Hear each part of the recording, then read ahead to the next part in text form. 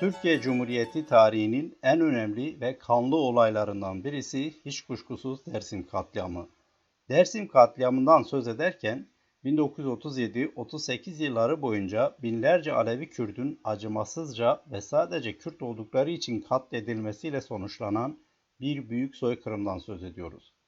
Bu podcast'te size katliamın bilançosuna veya başka önemli bazı hususlarından söz etmeyeceğim. Bunu başka bir podcast'te ayrıca aktarmıştım. Lütfen dinleyin. Bu podcast'te Dersim'deki hadiselerin lideri Seyit Rıza'nın idamından ve bu idama tanıklık eden ya da daha doğru bir ifadeyle idamın celatlarından biri olan bir zatın anılarında yazdıklarından ve buradan hareketle de Mustafa Kemal Atatürk'ün gerek Dersim isyanı gerekse de Seyit Rıza'nın idamındaki birincil rolünden söz edeceğim. Sözünü ettiğim cellat İhsan Sabri Çağlayangil. Öncelikle bizzat yazdıklarından hareketle Çağlayangil'i tanıyalım. Çağlayangil 1993'te öldü. Ölmeden önce anılarını yazmış ve gazeteci Tanju Cılızoğlu'na teslim etmiş. Ölümünden 3 yıl evvel de yani 1990'da da Cılızoğlu'nun hazırladığı bir kitap olarak bu anılar yayımlandı. Çağlayangil'in bu kitabına yazdığı ön sözde kendisinin Rüştü Aras'tan sonra en uzun süreli Dışişleri Bakanlığı görevini yaptığını gururla söylüyor. Yani 15 yıl emniyet, 15 yıl valilik ve 10 yılda Dışişleri Bakanlığı görevlerinde bulunmuş birinden söz ediyoruz. Hatta kısa süreliğine de olsa Cumhurbaşkanlığına da vekalet etmiş. Ayrıca uzun yıllar ki bir zamanlar var olan senatörlük koltuğunda oturduğunu da eklemeliyim.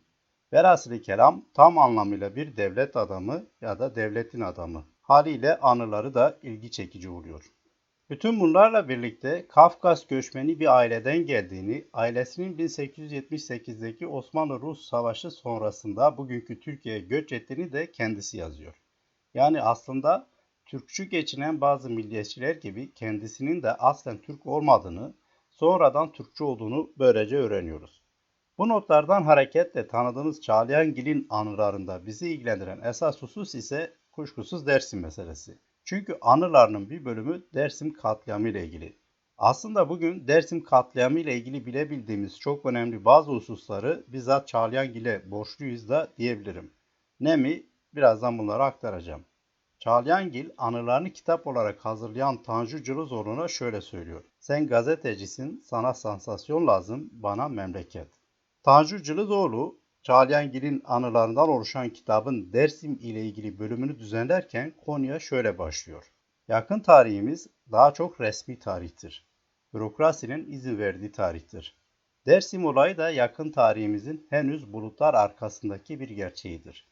Olayın boyutları hep dedikoduda dolaşır da araştırdığınızda bir resmi belge bulmanız, dedikoduyu vesikaya taşımanız, tanıklığa indirgemeniz kolay değildir. Peki bu ne kadar kolay? Ya da Dersim'de olup bitenlerin en yakınında bulunanlardan biri olarak Çağlayangil'in aktardıkları ne kadar gerçeği yansıtıyor veya olup bitenlerin tamamını ele veriyor mu? Elbette hayır. Nihayetinde kendisinin de ifade ettiği üzere ona bir memleket lazımdı ve bu memleketine yararı olmayacak şeyleri özellikle gözden kaçırdığını da gayet iyi anlıyoruz. Nereden mi? CHP lideri Kılıçdaroğlu'na verdiği belirtilen röportajdan ki ses kayıtları hiçbir yerde yayınlanmadı ve daha sonra basına sızdırıldı 2008'de. Buna da ayrıca değineceğim ancak Çağlayangil'in anılarında Dersim'le ilgili birkaç kesit çok dikkat çekici. Öncelikle bunlara bakalım. Çağlayangil daha önce Malatya'da emniyet görevinde bulunmuş, sonra Ankara'ya çağrılmış ve tam Seyit Rıza'nın yargılanıp idama mahkum edileceği sırada Emniyet Genel Müdürü Şükrü Sökmen Süer tarafından özel bir görevle Elazığ'a gönderilmiş. Bu özel görevin iki yönü olduğunu Çağlayangil'in anılarından anlıyoruz. Birincisi Mustafa Kemal'in Seyit Rıza'nın idam edildiği günlerde Elazığ'a gitmesidir. İhsan Sabri Çağlayangil'in anılarında aktardığı biçimiyle Mustafa Kemal Diyarbakır'daki Murat Suyu üzerinde yeni yapılan Singeç Köprüsü'nü açmaya gidecek. Bunun için de trenle Elazığ'a, orada da karayoluyla köprünün olduğu bölgeye. Yani Çağlayangil Mustafa Kemal'a refakat edecek, onun güvenliğinden falan sorumlu olacak. Bununla birlikte Emniyet Genel Müdürü'nün ona verdiği ayrıca bir vazife daha var. Kendisi şöyle aktarıyor. Dersim harekatı bitti. Beyaz donlu 6.000 doğulu Elazığ'a dolmuş. Atatürk'ten Seyit Rıza'nın hayatını bağışlamasını isteyecekler. beyaz donluların Atatürk'ün karşısına çıkmalarına meydan vermeyelim. Emniyet Müdürü Çağlayangil'den bu beyaz donluların Atatürk'le temasını engellemesini istemiş. Bunun için de zaman kaybetmeden Seyit Rıza'nın idam edilmesinin sağlanmasını. Çağlayangil savcıyla görüşüyor. Savcı kendisine Ankara'dan, Adalet Bakanlığı'ndan da Seyit Rıza'nın bir an önce, yani Mustafa Kemal Elazığ'a varmadan önce idam edilmesi için bir telgraf aldığını ve bu işin halledilmesi için mahkeme heyetinin ikna edilmesi gerektiğini söylemiş. Elbette bu zor olmayacaktı. Bunun üzerine Çağlayangil ve beraberindekiler hafta sonu mahkemelerin tatilde olduğu bir sırada heyetle görüşüyor. Heyet de kararın ancak pazartesi açıklanabileceğini, başka da yapabilecekleri bir şey olmadığını aktarmış. Yani gören de mahkeme heyetinin ne kadar hukuka bağlı olduğunu sanacak. Aslında evet, Türk hukukuna bağlılar. Niyetinde Çağlayangil ve ekibi mahkeme heyetini pazar gece saat 12'den sonra artık pazartesi sayılacağı için usul yönünde bir sorun bulunmadığına, yani resmi iş gününün aslında başladığına ikna etmişler. Böylece gecenin yarısında mahkeme heyeti toplanıp kararı Seyit Rıza dahil 72 kişinin yüzüne okuyor. 7 kişiye idam ve diğerlerine değişik cezalar. Elbette bu sırada kararın zaten verilmiş olduğunu da bizzat İhsan Sabri Çağlayangil'in anılarından öğreniyoruz. Mesele bir zaman ve usul işi yani. Nitekim bölgenin tek yetkilisi, umum müfettişi ya da Dersim kasabı olarak da bilinen Abdullah Alpdoğan, verilecek kararı onaylayan en üst makamdaki kişi ve o da boş bir kağıda önceden imza atmış ve böylece mahkeme bu boş kağıda gerekli cezaları yazacak. Öyle de yapmış. Yine aynı gece idam olacağını bildikleri için mahkeme kararından önce celadı da hazır etmişler. Aslında bu kadar uğraşmalarına da gerek yokmuş. Direkt idam deyip uygulasalarmış da olurmuş. Nihayetinde olup bitenler böyle zaten. Ortada bir yargılama falan yok elbette. Siyaseten verilmiş hükümler var ve mahkemeler bu işin bir parçası olarak hareket ediyor. Çağlayangil de doğrusu bilemiyorum belki de farkında olmadan bunu pek güzel itiraf etmiş. Ama işte Türk yargısı usul meseleleriyle de olsa ne kadar hukuka bağlı olduğunu göstermeliymiş. Zaman kaybı yani. Neyse devam edelim. Çağlayangil, Seyit Rıza'yı kararın okunmasının ardından idam sehpasına götüren ekipte yer alıyor. Burada aktardıkları önemli ve aslında bugün hepimizin Seyit Rıza'nın son anlarına dair bildikleri de Çağlayangil'in aktardıklarından ibarettir. Şöyle diyor, doğrudan kendi anlatımından aktaracağım. Biz Seyit Rıza'yı aldık. Otomobilde benimle polis müdürü İbrahim'in arasına oturdu. Cip jandarma karakolunun yanındaki meydanda durdu. Seyit Rıza sehpaları görünce durumu anladı. Asacaksınız dedi ve bana döndü. Sen Ankara'dan beni asmak için mi geldin? Bakıştık. İlk kez idam edilecek bir insanla yüz yüze geliyorum. Bana güldü. Savcı namaz kılıp kılmayacağını sordu. İstemedi. Son sözünü sorduk. 40 liram ve saatim var. Oğluma verirsiniz dedi. Bu sırada Fındık Hafız asılıyordu. Asarken 2 kez ip koptu. Ben Fındık Hafız asılırken görmesin diye pencerenin önünde durdum. Fındık Hafız'ın idamı bitti. Seyit Rıza'yı meydana çıkardık. Hava soğuktu ve etrafta kimseler yoktu. Ama Seyit Rıza meydan insan doluymuş gibi sessizliğe ve boşluğa hitap etti. Evladı Kerbelayıh, bir hatayıh, ayıptır, zulümdür, cinayettir dedi. Benim tüylerim diken diken oldu.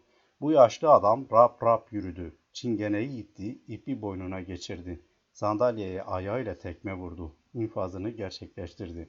İhsan Sabri Çağlayangil'in Seyit Rıza'nın idam anına dair aktardıkları böyle ve tabi sonrasında Seyit Rıza'nın akıbetine acımanın zor olduğunu ancak ihtiyarın cesaretini takdir etmekten de kendisini alamadığını da belirtiyor. Öyle ki bu cesaret Çağlayangil'in asabını bozmuş ve hemen oradan ayrılmasına da neden olmuş. Çağlayangil sonra bu ana dair bir yazı yazıyor. Ulus Gazetesi muhabiri de bu yazıyı alıyor, gazeteye gönderiyor. Yazıyı İçişleri Bakanı, dönemin İçişleri Bakanı Şükrü Kaya önce okuyor ve tabii ki gazetede yayınlanmasına izin vermiyor. Çağlayangil idamdan sonraki gün Elazığ'a geldiğini belirttiği Atatürk'ün Seyit Rıza'nın idam sehpasındayken çekilmiş bir resmini kendisine gösterdiğini ve kızdığını belirtiyor. Mustafa Kemal derhal bütün resimlerin ve negatiflerinin toplanıp yakılmasını emrediyor. Çağlayangil de öyle yapıyor. Ancak 2 fotoğrafı tuttuğunu, birini Mustafa Kemal'e verdiğini, diğerini de kendisine sakladığını aktarıyor. Mustafa Kemal Singeç Köprüsü'nün açılışını yaptıktan sonra Elazığ'a dönmüş, Halk evi müsamere salonunda yiyip içmiş, yani epey eğlenmişler. Hatta bu sırada yanında Dersim'i bombalamaktan pek haz aldığını gazetelere verdiği demeçlerde anlatan manevi kızı Sabiha Gökçen de varmış. Tabi Başbakan Celal Bayar da oradaymış. Ayrıca bu eğlence sırasında İsmail Müştak Bey de sahneye çıkıp güneş dil teorisi hakkında konuşma yapmış. Her şeyi tam takır anlayacağınız. Dersim ezilmiş, soykırım süreci işliyor, Seyit Rıza idam edilmiş, o sırada da güneş dil teorisi üzerine çalışılmış. Böylece bütün dünya gibi aslında Türk oldukları halde Kürtleşen Dersimlerin akıbeti hakkında da konuşulmuş. Ancak bütün bunlara rağmen Çağlayangil'e göre Mustafa Kemal olup bitenleri tam olarak bilmiyordu ve hatta demokrat tavırlı bir insandı. Yani Seyit Rıza'nın idam fotoğrafının toplatılıp imha edilmesini de bu yüzden istemiş. Oysa şu bir gerçek ki Mustafa Kemal bu fotoğrafın Kürt ve Alevi toplumunun hafızasında yaratacağı etkinin bu fotoğrafla Seyit Rıza'nın her yerde yaşatılmaya devam edileceğinin gayet farkındaydı. Bu yüzden Seyit Rıza'dan geriye hiçbir şeyin kalmamasını istiyordu. Nitekim mezar yerini bile hala bilmiyoruz. Bir diğer hususa gelince Mustafa Kemal gayet olup bitenlerin farkındaydı. Nitekim Çağlayangil'in bizzat anılarında Mustafa Kemal'in Dersim meselesi için bu meseleyi kökünden hallediniz talimatını verdiğini yazıyor. 4 Mayıs 1937'de Bakanlar Kurulu tarafından Dersim Kürtlerine yönelik kapsamlı askeri hareketin başlatılması kararı alındığında da bu kararın altındaki ilk imza Cumhurbaşkanı Mustafa Kemal'e aitti. Mustafa Kemal'i olup bitenler konusunda aklamak en basitinde o dönem tek adam olarak Cumhuriyeti yönettiğini inkar etmek olur. Kaldı ki Dersim katliamından önce de pek çok kez Dersim hakkında raporlar yazılmış, Dersim kanunu çıkarılmış, İskan meselesi kanunlaştırılmış. Hatta 1926'da Koç Uşağı isyanı adıyla bir tür katliam denemesi zaten yapılmış. Bütün bu olup bitenler vasıtasıyla Dersim çıbanının tırnak içinde tabii ki kesilip atılması önerilmiş ve bütün bunlar Mustafa Kemal'e sunulmuş, karar merciği de o olmuştur. Ayrıca 1936'da meclis açılış konuşmasında Mustafa Kemal Dersim'i kastederek bu korkunç çıbanı koparmak, kökünden kesip temizlemek gerektiğini söylemişti. 1 Kasım 1937'de mecliste yaptığı konuşmada ise milletimizin layık olduğu medeniyet ve refah seviyesine ulaşmasını engelleyecek hiçbir maniaya yer bırakılmadığını söylemekte bahtiyarım. Tunceli'ndeki icraatımız bu hakikatin ifadesidir demişti. Hakeza ölümünden 9 gün önce dönemin başbakanı Celal Bayar aracılığıyla mecliste okunan konuşmasında ise Dersim meselesinin artık tarihe aktarıldığını söylemişti Mustafa Kemal. Mustafa Kemal'i aklayanlar için bizzat dönemin başbakanı olan Celal Bayar'ın Kurtul Altuğ'a verdiği röportajdaki anlattıklarını da hatırlatmak yeterlidir. Şöyle diyordu Bayar o röportajda. Şimdi Genelkurmay Başkanı Fevzi Çakmak, ben başbakanım, Atatürk malum. Üçümüz Dersim'de yapılan büyük ordu manevralarındayız. Manevranın da sonuna gelmek üzereyiz. Üçümüz bir arada ordunun emniyeti bakımından strateji ne olmalıdır onu görüşüyoruz. İkisi de 1. Cihan Harbi'nde muharebe etmişler. Ben daha çok izleyiciyim. Malumatları geniş. Oradaki her şeyi biliyorlar. Hatta şahsen casusları bile biliyorlar. Dersim'in o halde kalırsa her zaman ordunun emniyeti bakımından tehlikeli olacağını görüşüyorlardı. O sırada biz konuşurken Dersimlerin jandarma karakollarından 3-4 tanesini bastıkları haberi geldi. Atatürk'le göz göze geldik. Birbirimizi anlıyorduk. Atatürk benim yüzüme baktı. Ne olacak dedi. Anlıyorum, orada emniyet tesis edilecek. Ne olursa olsun bana hitap edecekler. Hükümet reisi benim. Anlıyorum efendim, bana hitap edişinizin manasını dedim. Atatürk sorumluluğu üzerime alıyorum. Vuracağız Dersim'i dedi ve vurduk. Dersim'de katliam olurken başbakan olan Celal Bayar'ın Mustafa Kemal'in Dersim katliamındaki rolü hakkında aktardıklarına dair bir anekdotu da Süleyman Demirel vesilesiyle aktarmak isterim. Gazeteci Cüneyt Arcayürek'in aktardığına göre Süleyman Demirel şunları söylemişti. Atatürk ve Maraşal Çakmak oturmuş konuşmuşlar. Tunceli'yi temizlemek lazım geldiğine karar vermişler. İnönü'nün temizlik yapmaya fazla istekli olmadığını bildiklerinden Celal Bayar'a sormuşlar. Yapar mısın? Celal Bey bize anlattıydı. Yaparım demiş. Girişmişler. İsmet Paşa'da bir parça Kürt kanı vardı. Erdal Bey de bir iki kez bizde de belki biraz Kürt kanı vardır dedi. Demirel'in aktardıkları da böyle. Evet, olup bitenler bu kadar açık ve Mustafa Kemal bizzat sorumluluğu üstlendiğini beyan ettiği halde kendisini aklamanın bir manası da yok elbette. Hatta Demirel'in söylediklerine bakılırsa Mustafa Kemal'i aklayanların her defasında onun yerine öne sürmeyi tercih ettikleri İsmet İnönü sözüm ona daha masummuş. Bu arada Mustafa Kemal'in Elazığ'a gittiği sırada Seyit Rıza ile görüştüğüne dair iddialar da var. Konuyla ilgili araştırma yapan pek çok kişi bunu yazıp çizdi. AKP hükümetinin gazetesi Yeni Şafak da CHP'yi Dersim katliamı üzerinden köşeye sıkıştırmak için 20 Nisan 2015'te işte o gizli görüşme başlığıyla bir haber yayınladı. Haberde istihbarat raporu olduğu belirtilen bir belgeye yer verildi ve bu arada Mustafa Kemal'in Seyit Rıza ile görüştüğü ve görüşmede af dilemesi halinde idam edilmeyeceğini söyledi. Buna karşılık Seyit Rıza'nın da af dilenecek bir şey yapmadığını söylediği aktarıldı. Elbette bu belgenin gerçekliği tartışmalıydı. Sonuç itibariyle şunu söyleyebilirim. Tarihçi Ayşe Hür'ün sosyal medya hesabında paylaştığı gibi ben de Mustafa Kemal'in Seyit Rıza ile görüştüğüne iknayım. Ancak bunu ispatlayamam. Sadece söz konusu dönemde Mustafa Kemal'in yaptığı geziye dair haberlere bakıldığında bile ortada bir boşluk olduğu görülebilir. Şimdilik bu kadarını söyleyeyim ve bu konuya girmeyeyim. Nihayetinde olup bitenlerin dönemin her konuda sözü geçerli tek adamı olan Mustafa Kemal'den bağımsız olmadığı aşikar ve bu da yeterli. Tekrar İhsan Sabri Çağlayangil'e dönecek olursam, o da pek çokları gibi yaşananların katliam olduğunun farkında ve muhtemelen bu yüzden en azından bu insanlık suçundan Mustafa Kemal'i aklamaya çalışmıştır. Anılarından bahsederken aktarmıştım. Bu anıları yazan gazeteci Tanju Cılızoğlu'na demişti ya, sana sansasyon, bana ise memleket lazım diye. Yani onun için memleketin âli menfaatleri her şeyin üstündeydi ve Mustafa Kemal de bu yüzden aklanmalıydı. Çağlayangil'in yaşananların katliam olduğunun farkında olduğunu nereden biliyoruz peki? Bu önemli konuya gelelim şimdi. Çağlayangil'in anılarını yayımlayan Tanju Cırızoğlu, anılarda neyin yayınlanıp yayınlanmayacağına dair sınırın Çağlayangil tarafından belirlendiğini belirtmişti.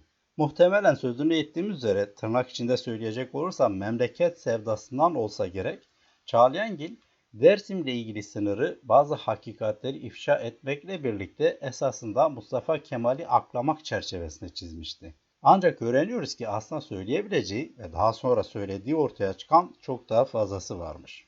Tarihçi Ayşe Hür 16 Kasım 2008'de Çağlayangil'e ait ses kaydının dökümünü Taraf gazetesinde yayınladı. Biraz sonra bu kaydın içeriğinden söz edeceğim. Hür'ün aktardığına göre bu kayıt 1986'da yani Çağlayangil emekli olduktan 3 yıl sonra yapılmıştı. Kaydı alan veya İhsan Sabri Çağlayangil ile bu söyleşi yapan kişi ise Ayşe Hür'e göre o zamanlar Gelirler Dairesi Genel Müdürü olan Kemal Kılıçdaroğlu'ydu. Bugünkü CHP'nin lideri olan ve Dersimli Kürt olduğu halde her fırsatta Türklüğünü ispatlamakla uğraşan kişiden söz ediyorum. Gazeteci Can Dündar ise 30 Kasım 2014'te Cumhuriyet Gazetesi'ndeki yazısında Kılıçdaroğlu'nun söz konusu söyleşiyi 1990'ların başında yaptığını ileri sürdü. Can Dündar'a göre Dersim meselesine ilgisi olan ve tabii kendisi de Dersimli olan ancak Kürtlüğünü inkar eden bir Dersimli olan Kılıçdaroğlu, olup bitenleri bir araştırmacı gazeteci gibi ele alıp araştırıyormuş. Yayınlanan kitapları okuyormuş, dönemin tanıklarıyla görüşmeler yapıyormuş ve bir kitap yazmayı bile düşünüyormuş. Hatta Dersim katliamı sırasında başbakan olan Celal Bayar'la bile bir randevu ayarlamış. Ancak Bayar'ın rahatsızlığı nedeniyle görüşme yapılamamış.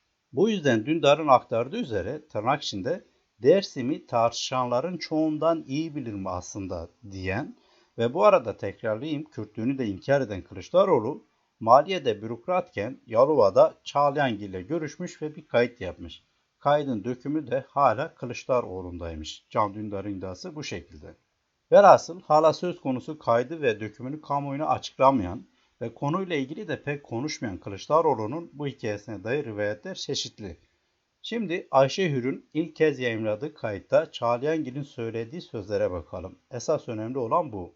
Anılarında Dersim meselesiyle ilgili de bir sınır çizerek tanık olduklarının tamamını anlatmayan Çağlayangil, bu ses kaydında epey ses getiren bir itirafta bulunuyor. Şöyle diyor. Neticeyi söylüyorum. Bunlar kabul etmediler. Mağaralara iltica etmişlerdi. Ordu zehirli gaz kullandı. Mağaralarının kapısının içinden. Bunları fare gibi zehirledi. 7'den 70'e o Dersim Kürtlerini kestiler. Kanlı bir harekat oldu. Dersim davası da bitti. Hükümet otoritesi de köye ve Dersim'e girdi. Dersim böyle bitti. Bugün Dersim'e rahatça gidebilirsiniz. Jandarma da gider, siz de gidersiniz. Yalnız son zamanlarda bilhassa sınırlarda dış tesirlerden Kürtlerin bağımsızlık harekatı başladı. İhsan Sabri Çağlayangil'in Kılıçdaroğlu'na söyledikleri, özellikle ordunun zehirli gaz kullandığına dair sözleri böyle. Bu arada bu gazların Nazi Almanyası'ndan temin edildiğine dair belgeler de ayrıca ortaya çıktı. Bu noktada Çağlayangil'in zehirli gazların kullanıldığına dair sözlerinin bizzat Genelkurmay Başkanlığı'na ait kaynaklarda da doğrulandığını ya da yazıldığını belirtmek isterim. Bunun için de birkaç anekdot aktarmak istiyorum. Genelkurmay Harp Tarihi Başkanlığı'nın resmi yayınları arasında 1972'de basılan ancak daha sonra toplatılan Türkiye Cumhuriyeti'nde Ayaklanmalar 1924-1938 adlı kitapta yer alan belgeler ibret verici bilgiler içeriyor. Kitapta 1938 yılı Tedip Harekatı 1. Safha 2. Tunceli Harekatı 2 Ocak 7 Ağustos 1938 başlığı altında anlatılan vahşi uygulamalar zehirli gazların kullanımı yönündeki anlatımları doğruluyor. Şöyle deniliyor. 21 Temmuz'da Laş Deresi mansıbandaki haydutlara karşı Erzincan Tugayı ile kuzeyden, Mameki Tugayı ile güneyden, Laşdere müfrezesi ile doğudan yapılan taarruz sonucunda haydutların şimdiye kadar olan inatla direnmeleri kırılmış, şaşkınlık içerisinde mağaralara, kayalıklara ve ağaç diplerine sığınmışlardı. Haydutların sığındığı ağızları mazgalı taş duvarlarla kapatılmış mağaralar, cesur askerlerimizce kuşatılmış, top ve makineli tüfek atışından başka 25. Alaydan gönderilen istihkam müfrezesi tarafından tahrip kalıpları atılmak suretiyle mağaralar tahrip edilerek içindekiler öldürülmüş, can havliyle dışarıya fırlayanlar da ateşle imha edilmiştir. Böylece tarama sahası içindeki mağaralarda toplam 216 haydut imha edilmiş, ayrıca 12 haydut cesedi Munzur suyu üzerinde görülmüştür. Sözünü ettiğim kitaptaki bir başka örnek ise şöyle 2. Tunceli Harekatı'nın 10 Ağustos'tan başlayan ve 16 Eylül 1938'de sona eren 3. safhasındaki yaşananlarla ilgili. Orada da şöyle deniliyor. 6 Eylül 1938'de başlayan arama ve tarama harekatı ordu emrine göre bütün ciddiyet ve şiddetiyle devam ediyordu. Ordunun 15 Eylül 1938 akşamı hedefleri için verdiği emre göre birlikler o tarihe kadar kendilerine ayrılan bölgelerdeki mağaraları, taş kovuklarını ve bir insanın saklanabileceği her noktayı adım adım aradılar. İstihkam müfrezesi birçok mağaraları tahrip suratiyle yardımda bulundu ve bu suretle topçu ve piyade ağır silahları yakın desteğinde yapılan tarama harekatında birçok mağara ve civarında yapılan müsamedede işlerinde bazı aşiret reislerinin de olduğu yüzlerce haydut imha edildi ve bir o kadar da kadın ve çocuk grupları yakalandı. Bu arada yine yüzlerce hayvan, silah ve cephane ele geçirildi. Haydutların direndikleri köyler, münferit yerler, komlar ve hatta tarla ve menşelikler yakıldı. Böylelikle manevranın son safhası da sona ermiş olacaktı.